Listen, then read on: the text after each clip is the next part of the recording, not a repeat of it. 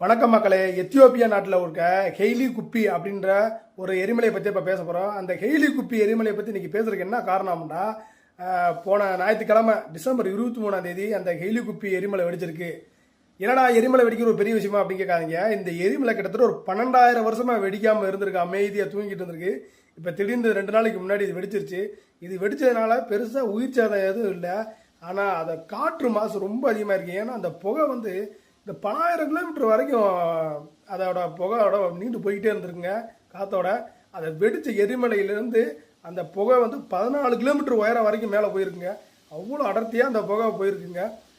இந்த புகை வந்து எப்படி போயிருக்கு அப்படின்னா, செங்கடல் வழியாக ஏமன் ஓமன் நாட்டு வழியாக பாகிஸ்தானில் வடக்கு பகுதியாகவும், இந்தியாவில் ராஜஸ்தான், குஜராத், டெல்லி இப்படி போன்ற மாநிலங்களையும் கொஞ்சம் ரொம்ப அதிகமாக புகை பரவி இருக்குங்க. இதனால் நம்ம இந்திய நாட்டில் கொஞ்சம் விமான போக்குவரத்தே பாதிப்பாயிருச்சுங்க, நிப்பாட்டி வச்சுருக்காங்க.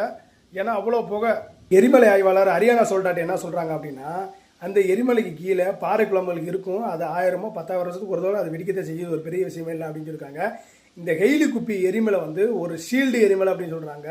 இந்த எரிமலைக்கு கீழே தான் கிழக்கு ஆப்பிரிக்கா, அரேபியா டெக்டானிக் தகடுகள் இருக்குது அப்படின்னு சொல்கிறாங்க.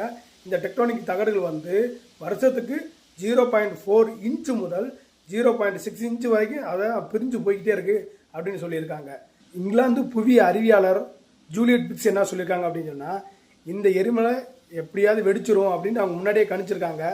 அதன் அருகில் இருக்கிற எர்டா அலே அப்படின்ற ஒரு எரிமலை முன்னாடி வெடிச்சிருந்துருக்கு. அதோட அதிர்வுனால இது கண்டிப்பாக இந்த எரிமலை வெடிக்கும் அப்படின்னு அவங்க முன்னாடியே கணிச்சு சொல்லியிருக்காங்க. ஆனால் இந்த ஹெய்லி குப்பி எரிமலைனால பெருசாக பாதிப்பு, உயிர் பாதிப்பு எதுவுமே இல்லை. ஆனால் காற்று அதிகமாக மாசடைஞ்சிருக்கு அப்படின்னு சொல்கிறாங்க. நன்றி மக்களே.